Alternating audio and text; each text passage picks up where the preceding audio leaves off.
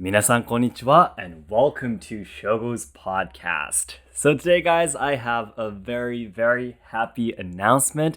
I have actually officially joined the Mini Katanas community. Thank you so much. So basically the Mini Katanas community for you guys, basically it means that I was able to create my own affiliate link. So if you can take a look at the description box or also the comment section in this podcast, if you're interested in buying Mini Katana's products, you'll be able to get a 15% discount by my name. So by the way, just in case for those of you who don't know what Mini Katana is, Mini Katana is an amazing online shop where you can buy a very beautifully made katana, and you can actually get for example, the anime katana that's used in Demon Slayer, or the Zoro's katana and such from One Piece and such. And I really think it'll be beautiful for decorations or also for cosplay. I think it's a really good idea. And I wanted to talk a little bit more about Mini Katana and my views towards katana that are made outside of Japan. Now, when what should I say? Why did I get stuck there? I was really thinking that the moment when I talk about this, I'm pretty sure a lot of people will be telling me, Shogo, didn't you say that you won't be ever buying any katana from overseas websites? And that's true. That's true. I can't buy any of Mini Katana's products, unfortunately, because I'm in Japan, and the laws prohibit me from buying anything from them, unfortunately. And that's the reason why I talked about that. Also, as a martial art trainee, as a Budo trainee, I will never be buying their products either because, again, I wouldn't be able to do Yaido or Batodo with a Tanjiro sword, right, for example, unless it's like a really special event or opportunity. So that's the reason why I personally would not buy them. But also, at the same time, what really changed my mindset is when I talked with a friend who lives in Australia and also training in Yaido as well. Yeah. So I was talking with him, and he watched my video where I talked about that I will never buy katanas from overseas websites.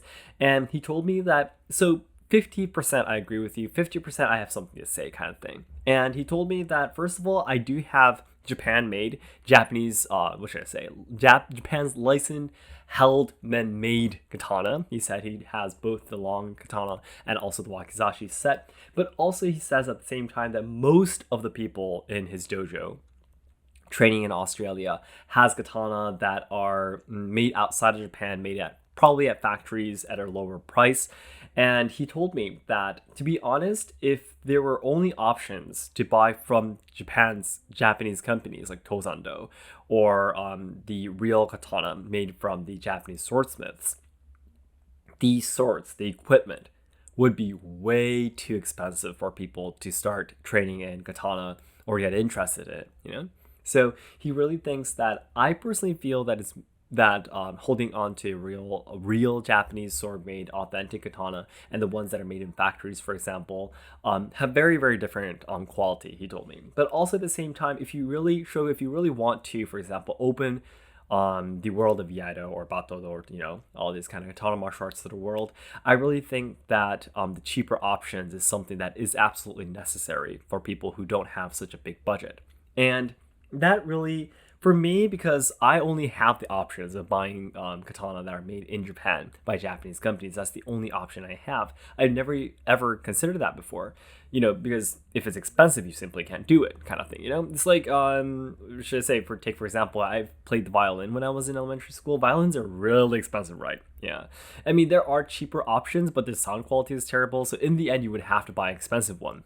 If you can't afford it, you just simply can't do it, kind of thing. For me, Yaido was like that. But again, if you really want to spread the culture, like, that's my dream, right? Cheaper options is something that is really important to open the door to the world.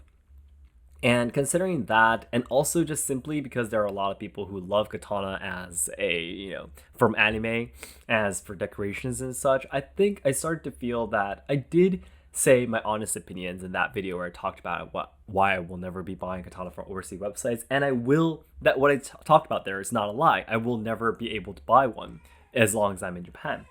But also at the same time, I thought it's really important that there's more options, and saying that, oh, this is not Japanese, so you're not allowed to use this in training, is not a very should I say? I really feel that's the kind of way of thinking that should change. gradually. Yeah.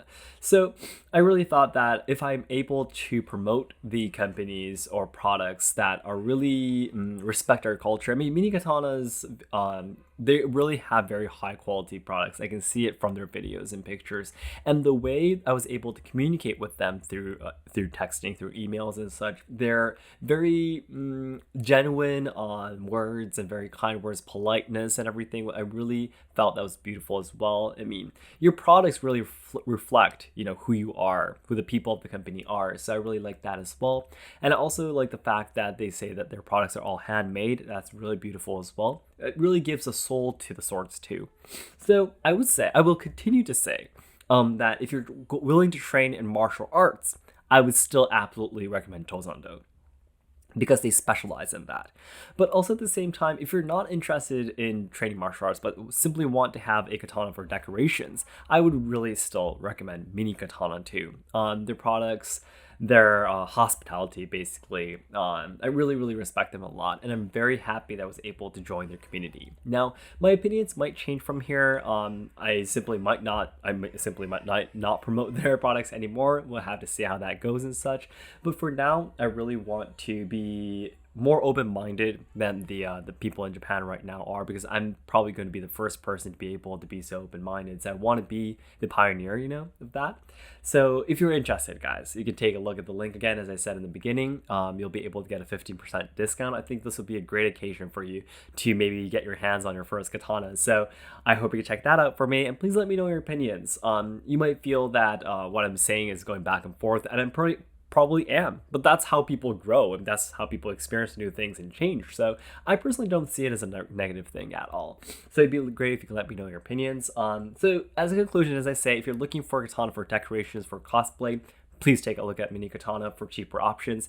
If you want katana for martial art training, I would still absolutely recommend the Tozando katanas. My opinion from here will not change at all. By the way, the reason why I chose Mini Katana and not all the other katana-related online shops is simply because Mini Katana has a lot of power to send out information, because they have a very popular YouTube channel, and also at the same time really love that they specialize in katana. There's a lot of online sword shops that I've been recommended, and there are a few that specialize in katana, but most of them are like they make swords in general, and katana is just one of the genres that they sell. So compared to that, I really like the idea that the whole company focuses on Japanese swords. It's not just katana. Of course, there are some other swords too, but I think it's really respectful that they specialize in it. I mean, they might make some other products someday, but at least for now, they even have it in their brand name, the word katana in it. So I really, really respect that point too. Yeah. But anyways, thank you so much for listening. So then everyone, as I always say, the ultimate goal of my life is to make all Japan lovers' dreams come true. So I know there's a lot of people studying Japanese willing to come to Japan to study, travel, or work, or even train our traditional culture and such. However, I am very afraid that Japan will not be able to make everyone's dreams come true in the future, because we're facing a lot of social problems, we are losing our traditional culture, and the younger generations who are supposed to be carrying on the good things about Japan are dying because of all the social issues being shoved against them. So I really want to dedicate my life trying to make Japan a better place. I want to try to solve the social problems, preserve and evolve traditional culture, and also help out the younger generations so they can have a brighter future. And to do this, the nearest goal I have right now is to raise money for me to become a Japanese language instructor. Strictly speaking, I actually already have raised enough donations on my Ko-fi page, which is like a Patreon page for donations. I actually have already achieved my goal there to go to school, but extra donations will be used for more study materials, getting extra qualifications, and signing up for websites and applications for me to study how people study Japanese, Yeah. So it'd be great if you can continue to support me until the end of September 2022. It'd be great if you can check out my Ko-fi page, which you can also take a look at from the description box or in the comment sections. Okay guys, thank you so much for listening to today's podcast too, and I really, really look forward to your comments, and I'll love to take a look at your opinions. Thanks so much guys, have a nice day or good night.